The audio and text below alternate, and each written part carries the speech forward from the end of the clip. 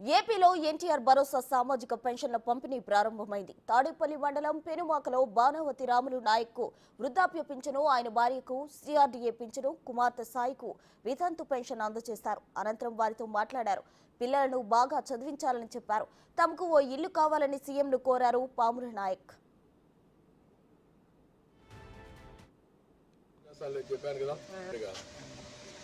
మా నాన్న ఒకడే సార్ ఎవరు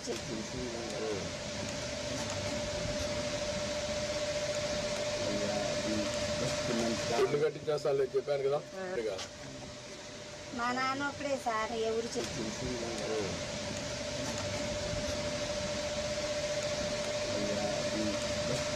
ఇల్లు కట్టించేస్తాను చెప్పాను కదా.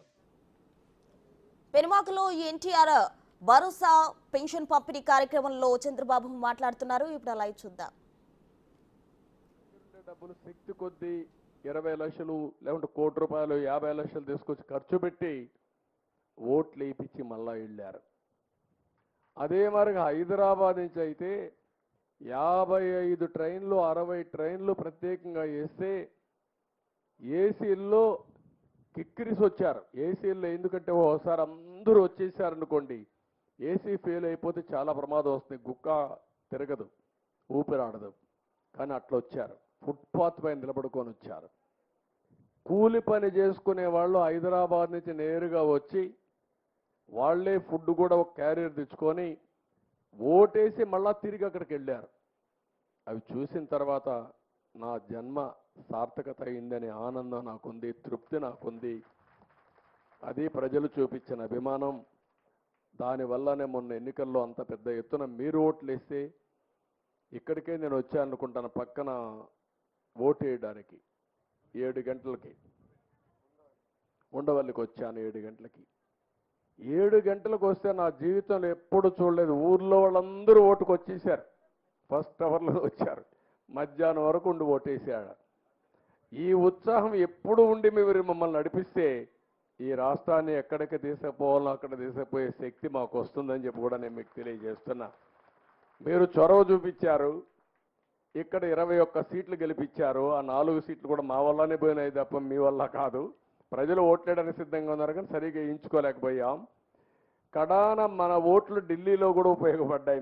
మీరు ఇచ్చిన సీట్లు ఈరోజు ఎన్డీఏ కూడా కీలకమయ్యి పూర్తిగా మనకు సహకరించే పరిస్థితికి వచ్చారు. తెలుగు ప్రజలు ఇచ్చినటువంటి సహకారం ఢిల్లీలో మన పరపతిని పెంచే పరిస్థితికి వచ్చింది. I'm very happy. దానికి కూడా మీ అందరిని అభినందిస్తున్నా. నేను ఎప్పుడు కూడా తొందరపడను.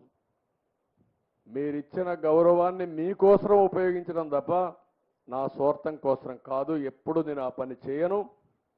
మీరెప్పుడు కూడా ఇదే ఉత్సాహంతో ఊరూరు ఆలోచించాలి. కులం కాదు, మతం కాదు, ప్రాంతం కాదు, బంధుత్వం కాదు. సమర్థవంతమైన పాలన, ప్రజాపాలన, మీకు సేవకులుగా ఉండే వ్యక్తులు మీరు ఆలోచించాలి. సమర్థవంతంగా పనిచేసే వ్యక్తులు మీరు ఆలోచించాలి. నేను అడుగుతున్నా, ఎప్పుడన్నా 5 ఏళ్ళు ఈ మాదిరిగా ఫ్రీగా కూర్చొని ఎప్పుడన్నా ఎక్కడన్నా మాట్లాడింది మీరు చూసారా? పేపర్లో, టీవీల్లో చూసారా? మరి ఏంటి కాదు, 5 ఏళ్లలో ఒక్కరోజు కూడా ఇలాంటి పనులు చేయలేకపోయారంటే మనం ఆలోచించుకోవాలి కదా. సంథింగ్ రాంగ్ కదా. కాదు మీరు చూడడం కాదు, మీరు చూడడానికి ఉండాలి కదా. ఎక్కడన్నా ఉంటే నువ్వు పోయానో చూసి వస్తావు, రాకపోయినా. ఆ కమ్మోళ్ళు కూడా పనిచేయడం అక్కడ ఉంటాయి కదా, మరుగుదొడ్లు ఉంటాయి కదా, అవి కూడా పనిచేయడం. మంత్రులు పోలేదు, ముఖ్యమంత్రులు పోలేదు, ఎవడా పక్కకు పోలేదు. చాలా భయంకరమైన వాతావరణం. థ్యాంక్ యూ తల్లి, నీ అబ్జర్వేషన్ థ్యాంక్ యూ. మళ్ళా ఇప్పటి నుంచి నేను అప్పటికప్పుడు బాధ్యత మీకు రెఫర్ చేస్తూ ఉంటా. అదే కానీ 2004లో తెలుగుదేశం పార్టీ గెలిచుంటే హైదరాబాద్లో కూడా ఆంధ్రప్రదేశ్ రాష్ట్రం ఎక్కడికో వెళ్ళేది.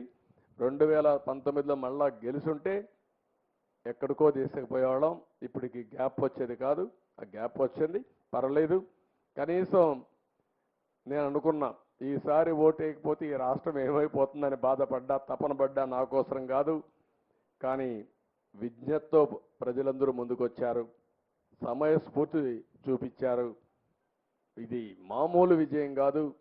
ఢిల్లీకి పోతే కూడా ఆంధ్రప్రదేశ్లో మీకు ఎట్లా వచ్చారో మాకే తెలియదనే పరిస్థితికి వచ్చారు. దానికి మనస్ఫూర్తిగా మీ అందరినీ 5 కోట్ల ప్రజల్ని మనస్ఫూర్తిగా అభినందిస్తున్నా, ధన్యవాదాలు తెలియజేసుకుంటున్నా, కృతజ్ఞతలు తెలియజేసుకుంటున్నా. ఎప్పుడు కూడా సర్వదా మీకు కృతజ్ఞుడిగా ఉంటా. మైక్ ఒకసారి. విజయవాడ. ఓకే, ఈరోజు గ్రామసభ పెనుమాకే కన్ఫైన్ చేశారు. చెప్పమ్మా. సార్ నమస్కారం సార్. లోకేష్ అన్నకు కూడా నమస్కారం. లోకేష్ అన్న 2019లో లోకేష్ అన్న ఓడిపోయినప్పటికీ మేము అది ఛాలెంజ్గా తీసుకొని అత్యధిక మెజార్టీ అందించాలని గట్టి ప్రతిజ్ఞ చేసి మెజార్టీతో గెలిపించుకున్నాం సార్. మీరు కష్టపడ్డారా, ప్రజలు ఓట్లు వేశారమ్మా? ప్రజలు ఓట్లు వేశారు, మేము కష్టపడ్డాం సార్. రెండున్నా? సరే, ఓకే అమ్మా. అలాగే మరి మంగళగిరి ఈ కాన్స్టిట్యూన్సీ గెలుపులో కార్యకర్తల యొక్క